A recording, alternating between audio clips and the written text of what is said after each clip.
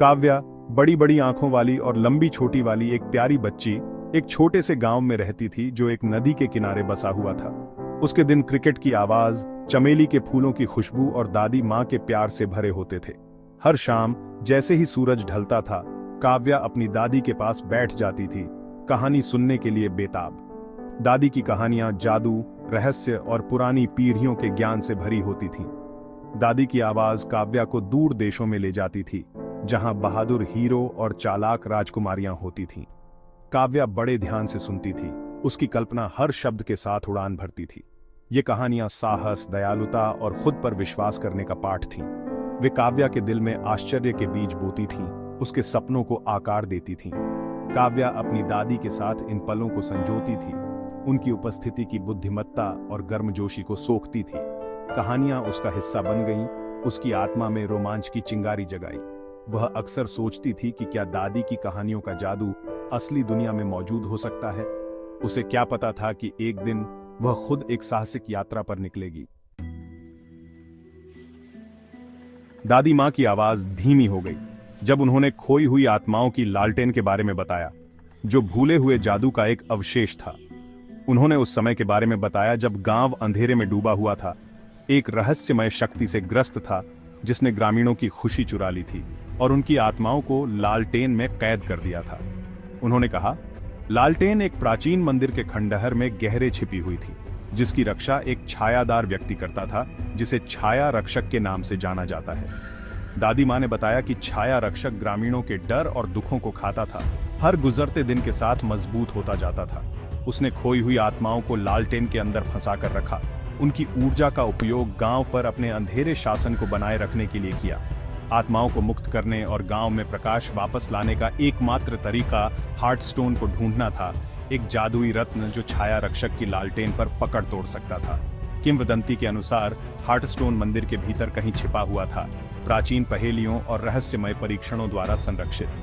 केवल एक शुद्ध हृदय, साहस और प्रेम से भरा हुआ इन चुनौतियों को पार कर सकता है और हार्टस्टोन को प्राप्त कर सकता है। दादी माँ की कहानी ने काव्या को डर और दृढ़ संकल्प के मिश्रण से भर दिया। वह छाया रक्षक के क्रूर शासन के तहत पीड़ित लालटेन में फंसी खोई हुई आत्माओं के बारे में सोच भी नहीं सकती थी। काव्या जानती थी कि उसे कुछ करना होगा। उसे खोई हुई आत्माओं की लालटेन ढूंढनी थी, हार्टस्टोन को पुनः प्राप्त करना था और फंसी हुई आत्माओं को मुक्त करना था। उस रात काव्या जागती रही, खोई हुई आत्माओं की लालटेन की कहानी उसके दिमाग में घूम रही थी।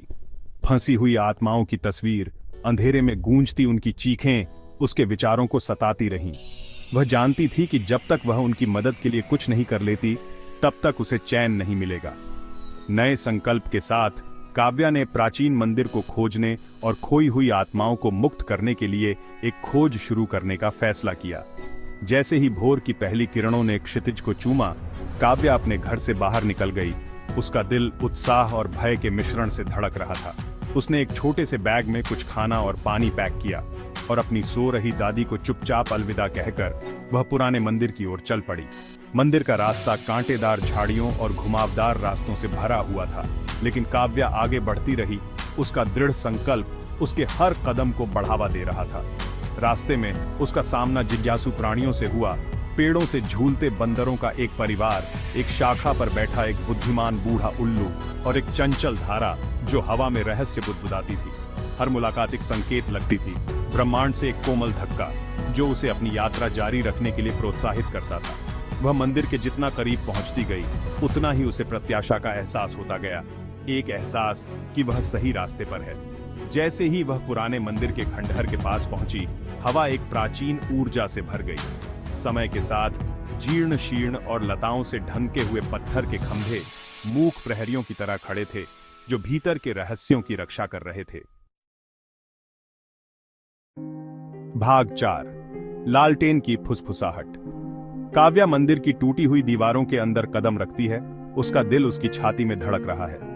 हवा धूल और सड़ांध की गंध से भरी हुई थी और एक अजीब सी खामोशी हवा में लटकी हुई थी। छत में दरारों से सूरज की रोशनी छनकर आती थी, टूटी हुई दीवारों पर भयानक परछाई डालती थी।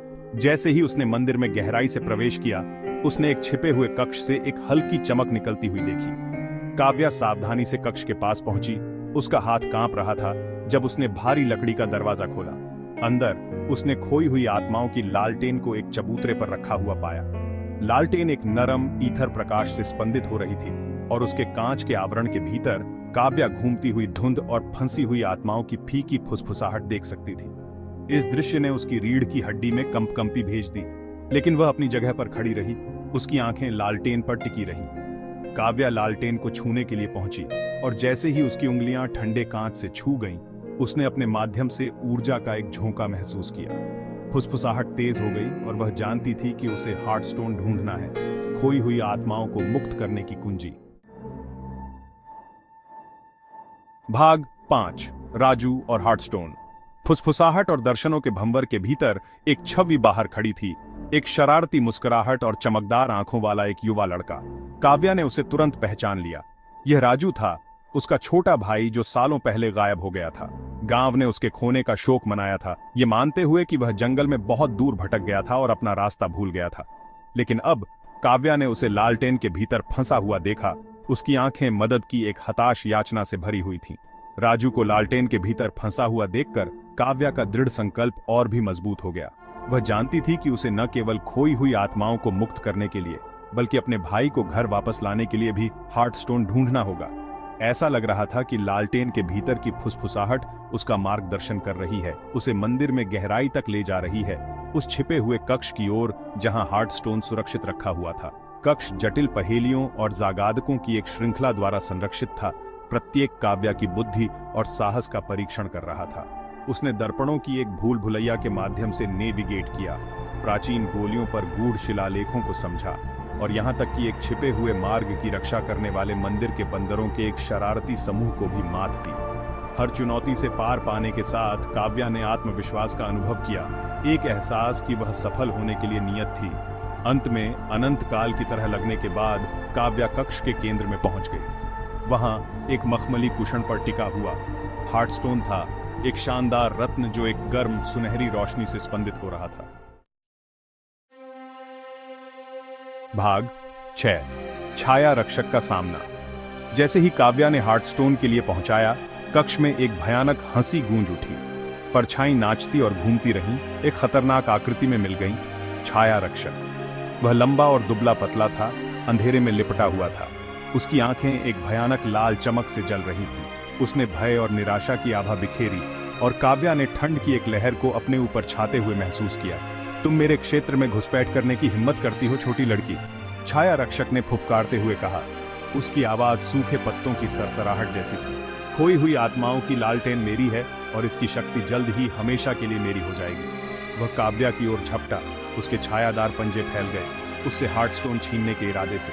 काव्या अपनी जगह पर खड़ी रही, उसका दिल उसकी छाती में धड़क रहा था। डर उसे निगलने की धमकी दे रहा था, लेकिन उसे अपनी दादी के शब्द याद आ गए, साहस और प्यार किसी भी अंधेरे से ज्यादा मजबूत होते हैं। उसने हार्टस्टोन को कसकर पकड़ रखा था। उसकी गर्माहट उसके हाथ से निकल रही थी, उसे ताकत दे रही थी। मैं तुम्हें इन आत्माओं को और अधिक समय तक फंसाकर नहीं रखने दूंगी, उसने घोषणा की। उसकी आवाज कांप रही थी लेकिन दृढ़ थी। काव्या ने हार्टस्टोन को ऊपर उठाया, उसकी सुनहरी रोशनी तेज हो गई, आसपास के अंधेरे को पीछे धकेल दिया। छाया रक्षक पीछे हट गया, अपनी आंखों को तेज चमक से बचा रहा था।